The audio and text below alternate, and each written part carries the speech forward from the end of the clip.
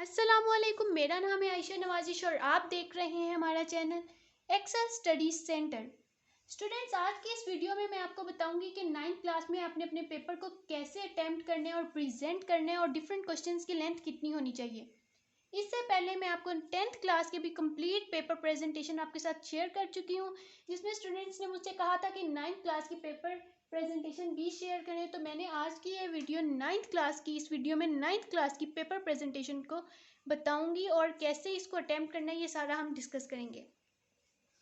सबसे पहले तो आपने अपनी मेन हेडिंग्स को 605 मार्कर से लिखना है और उसके बाद सब हेडिंग्स को 604 मार्कर से उर्दू के पेपर में लिखना है। और मैं जो पेन यूज़ करती हूँ स्पेशली उर्दू के पेपर में, वो है कटनी पेन। फर्स्ट हेडिंग है इंशाई तर्ज की, जिसे आप 605 मार्कर से लिखेंगे। उसके बाद है हिस्सा अव्वल और उसका जो फर्स्ट क्वेश्चन है हमारे सवाल नंबर 2, जिसमें हम करते हैं अशार की तशरीह। अशार की तशरीह के दो हिस्से होते हैं, हिस्सा नज़म और हिस्सा गज़ल। और हिस्सा नज़म में आपको टोटल 3 अशार अटैम्प्ट करने होते हैं और हिस्सा गज़ल में 2 अशार अटैम्प्ट करते हैं। स्टूडेंट, सबसे पहले आपने अपने उसका नंबर लिखना है, जो सा भी शेर आप अटैम्प्ट कर रहे हैं, और उसके बाद जो आप शेर है जो उस आपके क्वेश्चन पेपर में लिखा होता है उसको आपने कंप्लीट मेंशन करना है, डॉटेड फॉर्म में नहीं लिखना, कंप्लीट लिखना है। नेक्स्ट आपने फर्स्ट हेडिंग इसमें आएगी हवाला शेर की। हवाला शेर में हम 2 चीज़ें मेंशन करते हैं, शायर और नज़म। इन दोनों को आपने लिखना है, जो भी आपका शायर का नाम है, नज़म का उन्वान है, वो दोनों चीज़ें आपने यहाँ पे मेंशन कर लेनी है। और इसके बाद नेक्स्ट हेडिंग है मफहूम। स्टूडेंट्स, मफहूम को कंपलसरी लिखें क्योंकि इसके मार्क्स होते हैं। नेक्स्ट इस तरह आपका आ जाएगा तशरीह की हेडिंग देने के बाद आपने सारी अपनी तशरीह अटैम्प्ट करनी है और उसमें 1 to 2 वर्ड्स बोल्ड कर देने हैं, हाईलाइट कर देने हैं और एंड पे ये हवाला शेर लिखने हैं। स्टूडेंट्स, हवाला शेर ज़रूर लिखें क्योंकि इससे आपके पेपर की लुक बहुत अच्छी हो जाती है और बहुत ही अच्छा इंप्रेशन जाता है, और जिससे उम्मीद की जा सकती है कि आपको फुल और 100% मार्क्स मिल सकें। जब आपका फर्स्ट पार्ट अटैम्प्ट हो जाएगा तो आपने एक शॉर्ट एंडिंग लाइन ड्रॉ कर देनी है। हर पार्ट के बाद शॉर्ट एंडिंग लाइन ड्रॉ ज़रूर करनी है, ताकि आपके चेकर को पता चल जाए कि यहाँ पे आपका जो एक पार्ट है वो कंप्लीट हो गया है। और इसके बाद स्टूडेंट्स, मैं ये बता दूं कि जो तशरीह है, स्पेशली नज़म और गज़ल की जो तशरीह है, इसकी लेंथ 1 पेज की होनी चाहिए। इससे ज़्यादा लिखने की ज़रूरत नहीं है, वो सारी एक्स्ट्रा में जाएगी और उसका कोई फ़ायदा नहीं है, आपका टाइम भी वेस्ट होगा। उर्दू का पेपर पहले ही बहुत लेंथी होता है। नेक्स्ट आ जाता है हिस्सा गज़ल। हिस्सा गज़ल में भी आपने उसी तरह जो भी आपका पार्ट है आप करने हैं उसको लिखने और शेर को कंप्लीट मेंशन करने के बाद शायर, हवाला शेर में 2 चीज़ें यहाँ पे आएंगी, शायर और सिनफ़े अदब। सिनफ़े अदब में आप आगे लिखेंगे गज़ल। मफहूम लिखने इसी तरह तशरीह आपने अपनी कंप्लीट 1 पेज की अटैम्प्ट करनी है। यहाँ पे मैंने ये सिर्फ क्योंकि एक मॉडल पेपर एक वैसे ही आपको शो करने के लिए, प्रेजेंटेशन के लिए बनाया है, लेकिन आपने अपनी तशरीह 1 पेज की अटैम्प्ट करनी है और इसी तरह नीचे हवाला शेर ज़रूर लिखने। और जब इसी तरह आपके हिस्सा नज़म और हिस्सा गज़ल के सारे पार्ट्स कंप्लीट हो जाएंगे तो आपने फुल एंडिंग लाइन ड्रॉ कर देनी है। नेक्स्ट हमारा है हिस्सा दोम, जिसमें हमारा सवाल नंबर 3 हिस्सा दोम का पहला सवाल होता है और उसमें हम करते हैं इक्तबास की तशरीह। इक्तबास की तशरीह में मेरा पहला पार्ट है अलिफ, और इसमें आपने टोटल 2 पार्ट्स अटैम्प्ट करने होते हैं, अलिफ और बे।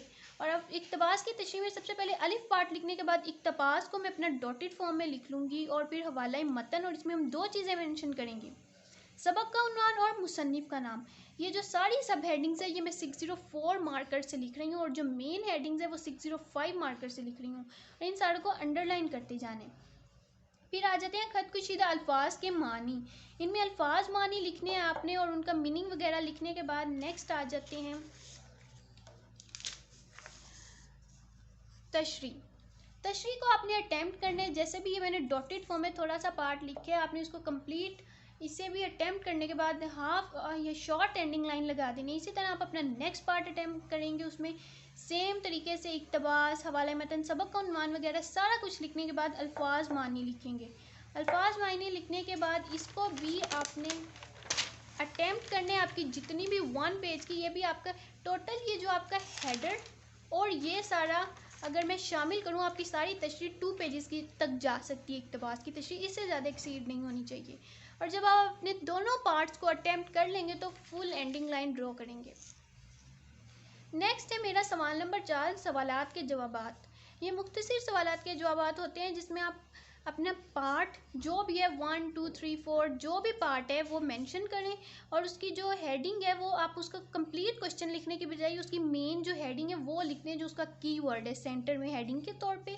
और जब आप अपना कीवर्ड लिख लेंगे उसको 604 मार्कर से लिखने के बाद 605 डबल कटेड मार्कर से अंडरलाइन करें और अपना क्वेश्चन जितना भी है 2 to 3 लाइन्स है उसको लिखने के बाद आपने अपनी शॉर्ट क्वेश्चन में वन वर्ड जो कि उसका कीवर्ड है उसको ज़रूर बोल्ड करना है। जब आपने अपना फर्स्ट पार्ट अटैम्प्ट कर लिया तो आपने शॉर्ट एंडिंग लाइन ड्रॉ की। इसी तरह सेकंड, थर्ड, फोर्थ, फिफ्थ जब आपके सारे पार्ट्स अटैम्प्ट हो जाएंगे, कंप्लीट क्वेश्चन हो जाएगा क्वेश्चन नंबर 4, तो आपने फुल एंडिंग लाइन ड्रॉ कर देनी है। स्टूडेंट्स शॉर्ट क्वेश्चन में एक कीवर्ड ज़रूर बोल्ड करें। नेक्स्ट है सवाल नंबर 5। जो हमारा सवाल नंबर 5 होता है वो 9th क्लास के पेपर में खुलासा अटैम्प्ट करना होता है। जैसा कि यहाँ पे मेरे पास टॉपिक जो भी आपके पास टॉपिक होगा उसको आपने सेंटर में मेंशन कर देना है। टॉपिक लिखने के बाद आपने मुसन्निफ़ का नाम जो भी उस सबक के मुसन्निफ़ का नाम है उसको ज़रूर मेंशन करें खुलासा लिखने से पहले। और आपका जो खुलासा है वो 2 पेजेस का हो सकता है या मैक्सिमम 2.5 तक जा सकते हैं, इससे ज़्यादा एक्सीड नहीं करना चाहिए। 2 पेजेस का आपने अपना खुलासा अटैम्प्ट करना है, उसमें 2 to 3 कीवर्ड्स बोल्ड करने और फिर फुल एंडिंग लाइन ड्रॉ कर देनी है। आपका खुलासा जो मैक्सिमम 2.5 पेजेस का हो सकता है, इससे ज़्यादा एक्सीड नहीं करना चाहिए। नेक्स्ट क्वेश्चन है सवाल नंबर 6 जो कि है मरकज़ी ख्याल। मरकज़ी ख्याल जैसे मेरे पास यहाँ पे नज़म हमद, इसको मैंने इन्वर्टेड कॉमास में क्लोज किया है। जब मैंने अपना नज़म पहले ही अपने हेडर में लिख दिया तो मुझे यहाँ पे दोबारा नज़म का उन्वान लिखने की ज़रूरत नहीं है। बस आपने मेन हेडिंग देनी है नज़म की, जो भी उसमें आपका टॉपिक है, नज़म हमद है, नात है, ये जिसका भी मरकज़ी ख्याल है। उसके बाद आपने उसका शायर का नाम ज़रूर लिखना है। मरकज़ी ख्याल में इसका मार्क्स होते हैं, अगर ये ना लिखें तो आपकी मार्क्स कटिंग हो जाएगी। इसी तरह मरकज़ी ख्याल आपने मैक्सिमम 8 लाइन्स का लिखना है। लाइक जो मरकज़ी ख्याल है वो बहुत लंबा नहीं होता, 5 पेजेस का होता है, आपने शॉर्ट सा लिखना होता है। 7 to 8 लाइन्स इसके लिए इनफ है। और उसके बाद जब आपका सारा मरकज़ी ख्याल आप अपना अटैम्प्ट कर लेंगे, उसमें भी आपने 2 कीवर्ड्स कम से कम 2 कीवर्ड्स बोल्ड करने हैं। जब आपके कीवर्ड्स बोल्ड हो जाएंगे तो आपका कंप्लीट क्वेश्चन हो जाएगा, आपने इसकी फुल एंडिंग लाइन ड्रॉ कर देनी है। नेक्स्ट है सवाल नंबर 7। सवाल नंबर 7 है दरख्वास्त का और इसमें आपके पास चॉइस होती है, या तो आप दरख्वास्त अटैम्प्ट कर लें या ख़त अटैम्प्ट कर लें। दरख्वास्त लिखने के बाद सेंटर में आपकी जो भी दरख्वास्त की हेडिंग है या जो भी मेन टॉपिक है वो लिखने, और फिर उसके बाद फर्स्ट लाइन लिखने के बाद दरख्वास्त का उन्वान मार्कर से कंपलसरी मेंशन करना है। जैसे कि यहाँ पे है दरख्वास्त बराए फीस माफ़ी, मैंने इसको 604 मार्कर से यहाँ पे लिखा है फर्स्ट बखिदमत जनाब वाली लाइन के बाद। इसके बाद हमने जनाब आली लिख के अपनी सारी दरख्वास्त स्टार्ट कर देनी है।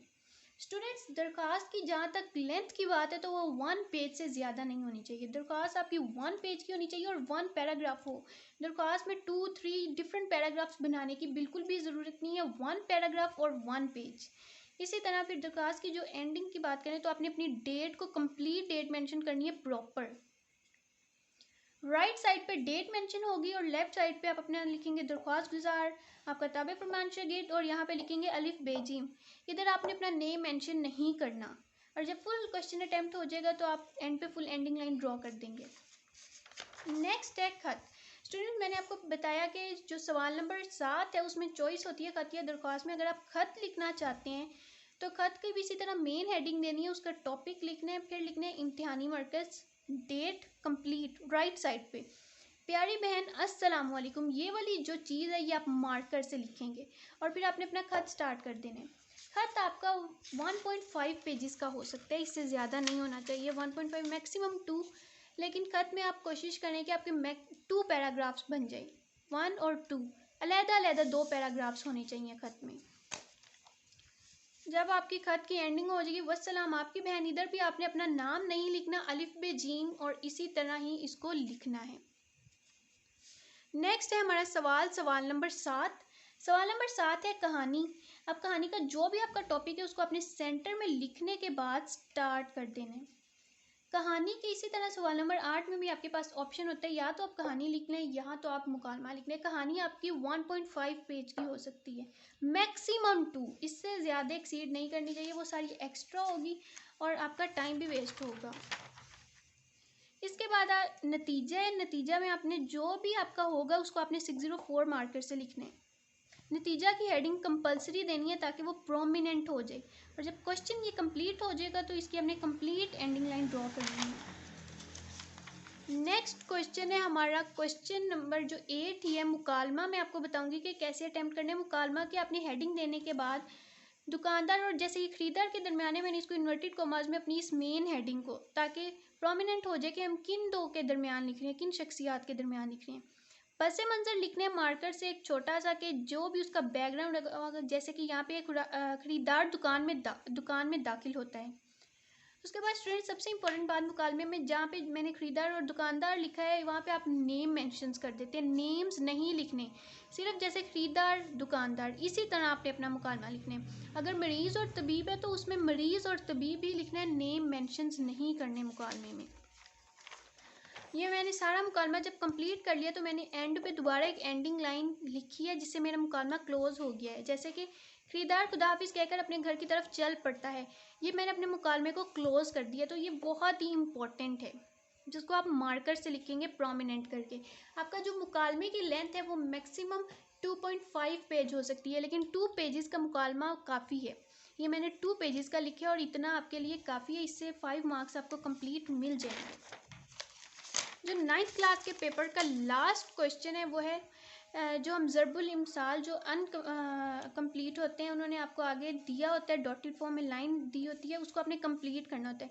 इसको आप अपनी जो भी पहले इसको सिर्फ उसका आंसर नहीं लिखें बल्कि जो कि उन्होंने आपका लिखा है, जैसे कि बिल्ली के भागों आपके क्वेश्चन पेपर पे ये लिखा है, इसको आप अपने आंसर शीट पे कॉपी करें। 604 मार्कर से ये लिखें और आगे आप अपने आंसर को पेन से लिखें, कटनी पेन से। इसी तरह आपने ये 5 होते हैं जिनको आपने अटैम्प्ट करना होता है और ये बहुत ही शॉर्ट सा क्वेश्चन होता है, इसको नीट करके अटैम्प्ट करने। जब आपने ये सारा अटैम्प्ट कर लिया तो आपका क्वेश्चन नंबर 9 लास्ट क्वेश्चन है, इसके बाद आप फुल एंडिंग लाइन ड्रॉ कर देंगे।